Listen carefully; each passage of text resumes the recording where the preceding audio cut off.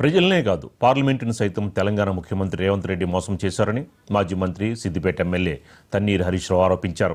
తెలంగాణ భవన్లో ఏర్పాటు చేసిన సమావేశంలో మల్లన్న సాగర్లో తాను భూములు ఆక్రమిస్తే విచారణ జరిపించాలన్నారు. ప్రభుత్వం రేవంత్ చేతుల్లోనే ఉందని సవాల్ విసిరారు. మూసీపై సీఎంతో బహిరంగ చర్చకు సిద్ధమని, ఎక్కడికి రావాలో చెప్పాలని సవాల్ విసిరారు. మూసీ రివర్ డెవలప్మెంట్ పైన గౌరవనీయులు మా పార్లమెంట్ పార్టీ నాయకులు ఎంపీ గారు సురేష్ రెడ్డి గారు పార్లమెంట్లో క్వశ్చన్ వేశారు.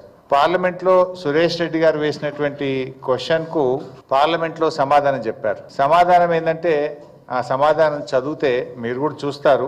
The state government has also informed and the right to fair compensation and transparency in land acquisition, rehabilitation and resettlement act 2013 would be followed for resettlement of the affected households and land acquisition అని ఇందులో చెప్పారు. అంటే మేము 2013 భూసేకరణ చట్టాన్ని follow అవుతున్నాము, దాన్ని అమలు చేస్తున్నాము అని రాష్ట్ర ప్రభుత్వం చెప్పిందని ఇది పార్లమెంట్లో కేంద్ర ప్రభుత్వం చెప్పినటువంటి సమాధానం. అంటే దీన్ని బట్టి ఏమర్థమవుతుంది? మూసీ రివర్ ఫ్రంట్ ప్రాజెక్టు పైన రాష్ట్ర ప్రభుత్వము వాస్తవాలను దాచిపెడతా ఉంది. పార్లమెంట్ను తప్పుదో పట్టించడం అనేది సిగ్గుచేటు.